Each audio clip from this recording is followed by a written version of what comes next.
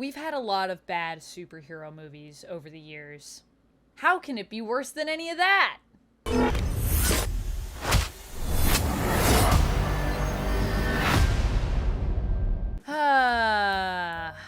I was such a sweet summer child before I saw this film. All right, this is usually where I give you a spoiler warning and I say, you know, spoiler warning for Madame Web, there's gonna be spoilers, but here's the warning for this one. This movie has spoiled everything in my entire life. Don't let your life be spoiled. Also, we're gonna talk about spoilers. All right, so my journey with Madame Web, it started when I first heard there was gonna be a movie, really. I was really hopeful when I heard they were gonna be doing a female spider-themed movie, that it was actually going to be Spider-Woman, because I love Jessica Drew, and that's what I really wanted to see. And then I heard it was gonna be Madame Web. And you know me, I like to try to go in positive. I always try to bring positivity to anything I'm talking about and find the silver lining. A lot of hard work goes into films and goes into making art, and so I always want to try to give everyone the benefit of the doubt as much as I can and try to find something that I love in a project, because I love comics and I love movies and I want to spread love and joy around the world. That's something I'm really about. And if you're new here and you didn't know that about me, well, welcome in. That's what we do here. That's what we try to do. But my reward for optimism going into this film, trying to get hyped and be excited for it, was I rewarded? No. No, I was not rewarded. I was punished for my optimism. He was in the Amazon with my mom when she was researching spiders right before she died. So let's talk about this plot. It starts off, we get to know Cassie Webb. Not exactly Cassandra. She is a paramedic for some reason. Not really a thing in the comics. She has a near-death experience, and after this, she gets premonition powers. She can see into the future, and this happens to her when she's on her job trying to save someone. And she also kind of does seem like one of the worst people to get these powers based on everything we've learned about her up to this point. She doesn't really want to help people or get involved or really like people. She's kind of antisocial, despite the fact that she is a paramedic whose job it is to literally save people. Very bizarre. Her only friend appears to be Adam Scott's character, a fellow paramedic, soon to be uncle, Ben Parker. Also very random, but I will say I did actually like Adam Scott in this. So Adam Scott, good job. This was a challenging film for everybody, but I actually liked his Ben Parker, even though he was a paramedic, which is a bit weird, but I digress. Why paramedics? Why is that their job? Good question. I'm glad you asked that. The reasoning behind this bizarre sort of characterization, this character choice for Cassie and Ben, seems to be to just create connections with characters. So really their job actually could have been pretty much anything in this film, save for maybe like one plot point, but you could probably find a new way to work in that plot point. We'll talk more about that later. I'll come back to that plot point and say, this is that. But other than that, they could pretty much be working anywhere. They could have been janitors. They could have been working at a pet store. They could have been, I don't know, they could have been like just working at a Cineplex. It wouldn't matter. Is paramedic crucial to who she is as a character? Like, is this a really big part of her character? Is she a hero that wants to help people? Because that's, you know, that's when we think of a first responder, when we think of a paramedic, that's what we think of, right? No. No. No. That has nothing to do with anything. Which is also why it's really weird when Cassie starts having visions of these three girls potentially dying. The Spider Girls, as we will come to know them in the film. Or, well, as we come to know them from more of like an editorial, I guess, perspective. They're never called the Spider Girls in the film, but that's what we've all called them. That's what I'm gonna call them. It's weird because, as we said, it's established that Cassie isn't really a person who wants to be a hero or like get involved with other people. She'd actually like rather just like do her own thing, stay on her own, like just go solo. Like she's very reluctant to get involved with other people. And it's also weird because she doesn't know these girls, like at all. But even Cassie, our somewhat unlikable protagonist at this point, isn't so heartless that when she has a vision of these three girls dying on a subway, she is willing to like walk away from them. In fact, she sets out to save these girls who are all characters that at this point we don't really know yet or really have any investment in. So why do we, the viewer, care? I don't know, I guess because Cassie cares. But who is she saving them from? Well, let's talk about this villain. And I know what you're thinking. You're thinking, I know, Amanda. You know, Cassie, she's not that likable. These three girls, why do we care? But this villain's gonna connect everyone, right? This villain's gotta be like amazing. He's gotta bring everybody together and really steal the show and make everything make sense. He's gonna make it all make sense. Enter ADR Ezekiel Sims. Weirdly, we actually know him well at this point. We know him better than these three girls that are also being saved from him, who are supposed to be, you know, kind of our heroes. And surprise, surprise, we also don't really care about him. And we don't really have any clear motives from him. Like, what does he want? Power? Okay, that makes sense. How is he getting it? Well, he already has it. Why is he here?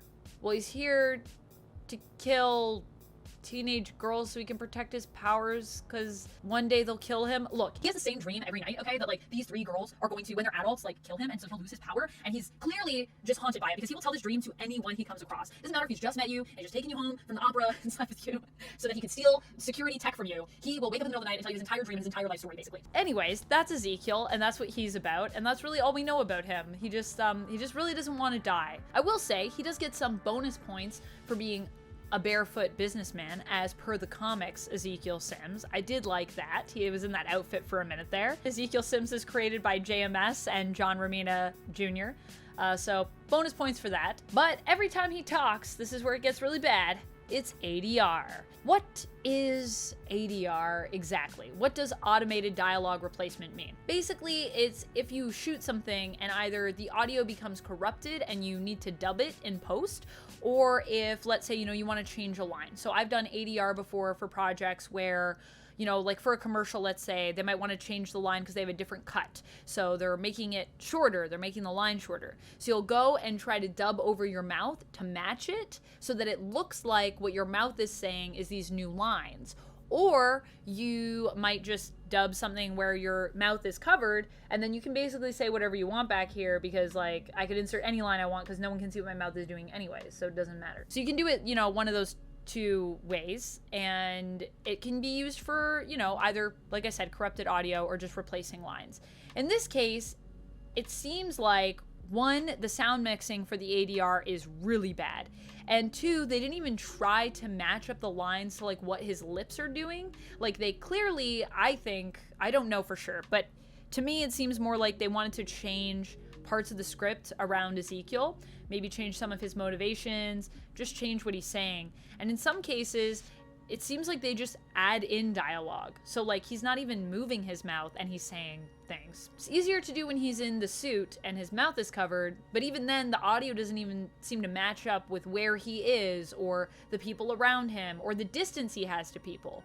There are times when he's like across the room and the audio is the same level as when he's right beside someone in a close-up. So it's not very good. Is what I'm saying. And it sucks because I'm sure like Tahir Rahim is not a bad actor. I don't get that sense from him in this, but the ADR is so bad it really ruins his entire performance or anything he's trying to do, undermining him completely. But he is just one of the many acting victims caught in this Madame Web. When it comes to acting, I actually don't have a lot to say on this point because these actors are, at moments, they're not great, but I think a lot of this boils down to just a really bad script and some lackluster direction as well. There are other moments when I can kind of see them trying, and when they're trying to shine through the script to varying degrees of success. But ultimately, it just boils down to the fact that the script is so bad. As I said in my short, it's unperformable. So it's really hard to deliver a good performance when you have nothing to work with and when the script is actually actively working against you. And I stand by this, you know? This is where it really gets bad as well, speaking of the acting and the story. Basically, we then run into this loop, which is Cassie kidnaps girls while in denial about it, leaves them somewhere abandoned, they get into trouble, and then she comes back and saves them. That happens 3 times. Then we get to the final fight. Each time that this happens, it kind of gets a little bit more ridiculous in terms of what's going on with the scenes and the script and the dialogue and the acting. I mean, Dakota Johnson as Cassie abandoning teenagers in the middle of the woods and honestly, any chance she gets abandoning them, and then also leaving them at one point to go through her mother's things and try to figure out what's happening to her and try to literally climb a wall in her apartment, I think says it all. Although, I would like to mention at this point in the review that I do like Dakota Johnson, and so I don't really hold this necessarily against her. I would say that she needs a new agent, but I'm sure that she already knows that. In fact, I'm pretty sure she does because I think she just fired her agent, so smart move, Dakota Johnson, because this was a rough one for you. So when it comes to where we go from here, like I said, the script just kind of gets worse. There are many problems, too many problems for me to list, so I'm just going to give you little highlights of a few things that really, really got to me. Honestly, if you wanted, I could do a 30-minute deep dive on this script alone, but we'll just keep it to this. So there's two flashbacks that happen in this film. One of them is not very good because it was in the trailer, so we already saw it. It's the one where Cassie goes into the diner and she gets stabbed with the knife, and then she goes back and does that again. We already know what the stakes are. We already know what's going to happen, so when everything goes to shit in that scene, we are not surprised because we saw it in the trailer. So they use that one up. And then the other cool flashback moment we could have had is just so bizarre, it makes no sense. Cassandra, after saving these girls, is in the hotel room. They're asleep. She wakes up in the middle of the night and she decides, I'm gonna go back to the diner. Drives back to the diner, and I was like, why is she going back to this diner? And then she gets there, and Ezekiel Sims is there. And he's kind of like phasing in and out. And I was like, wait, why is Ezekiel Sims here? Was he waiting for her the whole time? Why is he still at the diner? And then he starts phasing, and I was like, wait, is he astral projecting? Is this like part of his power set? Like, what's happening?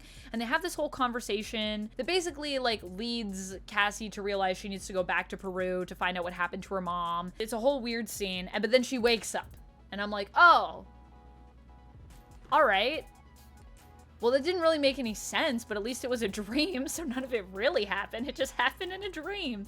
I don't know what also that means. Can Ezekiel go into dreams? Like, what does that even mean? But anyways, we don't have time to deal with that because Cassie has to go back to Peru to find out what happened to her mom and find out about Los Araños, who are this community, this group of spider people that live in the woods in Peru, in the jungle in Peru. I guess they don't have woods, they have jungles. And she's gonna find them and then find out what's going on and why she has this future vision and how to save these girls.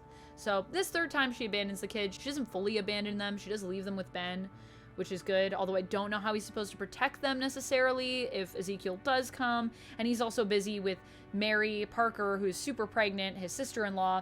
Yes, that Mary Parker. But we don't have time to talk about that because Cassie's going to Peru to uncover the truth of her origin and what happened to her mom, who died in Peru right after giving birth to her. And when we're there, we find out Cassie's origins. She finds the Spider Society, she chats with them, not the actual Spider Society from the comics, but Los Araños. She talks to them, and she finds out that her mother did die. They saved her mom. You know, her mom was there with Ezekiel Sims, who she also kind of knew because she saw a picture of him, and that he, you know, shot her mom, and then her mom gave birth to her, and tragically they couldn't save her, so she died. And because she was with them, and because her mom was bit by this spider that they were trying to save her mom with, she ended up getting these powers. Only when she had a near-death experience, but sure. And she can now see the future.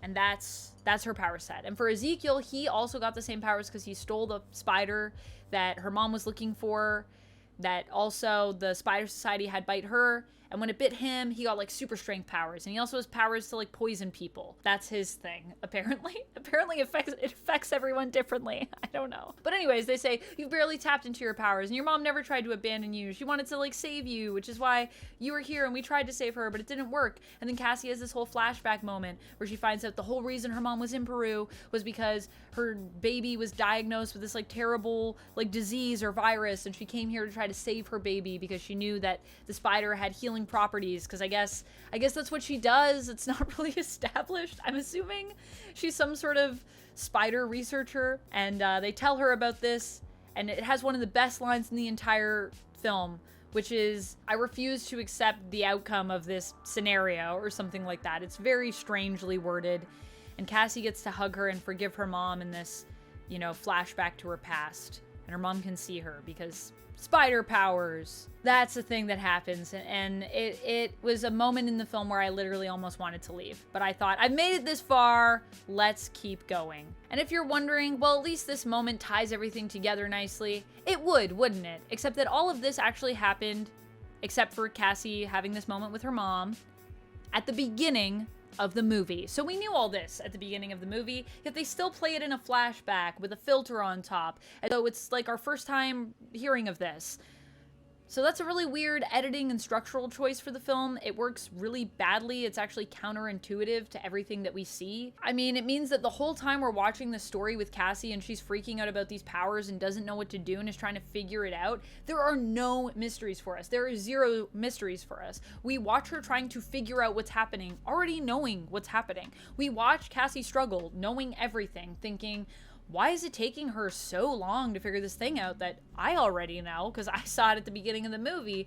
So when she has this revelation moment where she goes back to Peru, it feels really empty because we're already miles ahead of her and only now has she seemingly caught up with us. It's a very weird thing. I don't know why they put that at the beginning and not in the middle. It's a major structural and editing issue in my opinion, but here we are. Needless to say, the bad editing goes weirdly hand in hand with how incomprehensibly this film was shot as well. There's a lot of weird shot choices. There's a lot of panning up into shirts and just strange angles and zooms. Of course, the zooms could also be the editing. It could be a digital zoom. I'm not quite sure, but yeah, it's a weird pairing. So Cassie does go back to New York, and Mary's going into labor at that time. She ends up running into the girls, and Ezekiel's trying to track everyone down because now that the girls are out going to the hospital with Mary and Ben, Ezekiel finds them, and then they're gonna have a big fight, and the girls at this point, remember the plot point I said about the paramedic, here it is. The girls at this fight, they need to actually use their knowledge that Cassie gave them earlier of CPR.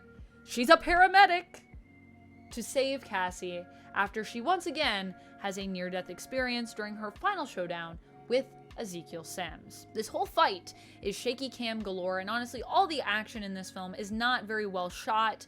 It's just hard for us to see a lot of it. It's very shaky, and this fight scene also being at night and outside makes it even harder for us to see. I honestly don't know what was happening for most of it, but in the end, Ezekiel basically is defeated through future vision. Cassie doesn't really do much, which I guess kind of makes sense for Madame Webb, because that's kind of her thing. She's more passive, but everything bad that could happen to Ezekiel just kind of happens to him. They were kind of based off of visions that Cassie had, and I mean, Cassie does use her knowledge of a dangerous warehouse to lure him into a kind of death trap that her and the girls build, and she does only know about this location because, well, because she's a paramedic. It all ties back to being a paramedic. So in the end, for the final bit of this film, everyone only dons their superhero suits and future visions that we see throughout the film, but not in actual real time. But we're now at the part where the Spider Girls would have gotten their suits and start being a team and like working together. Anya Corazon, Julia Carpenter, Mattie Franklin all come together, and they would basically end up as the Spider Girls wearing their suits in the future under Cassie Webb, who like guides them and with her future vision. That's the idea. That's where the movie ends. Honestly, I'd rather that's where the movie starts, because I'm like, oh, that's actually like kind of cool, but we're not gonna get to see that because this movie's definitely not getting a sequel. Also, in that final fight, Cassie's blinded, and wait for it, at the end of the movie, she is now in the wheelchair. Full Madame Webb with the glasses and everything. Oh boy. But she's not an old lady. Nope, she's still young. But is she still a paramedic? We'll have to wait for the sequel to find out. No, we're not getting a sequel. This movie was so bad. All right, so how do I want to end this? I want to end this by saying, once again, I have to give this movie 0 out of 10 stars. I'm sorry, Adam Scott actually was like doing a decent job, and I feel bad for all of the actors that were in this, because I do think there were moments when all of them at some capacity are trying, but it's just not enough. The script is too bad. You can't save this film. I'm sorry. 0 out of 10 webs 0 out of 10 wheelchair reveals. And a final warning to you before I go, if you have the opportunity to watch this film and you're wondering, you're on the fence, don't do it. However, I would like to add, there have been some people that have seen my reviews and seen my thoughts and said, Amanda, I really trust you, but I'm really curious, I really want to see this film, so I'm going to go do that. And to those people I say, all the power to you. Please make choices for yourself.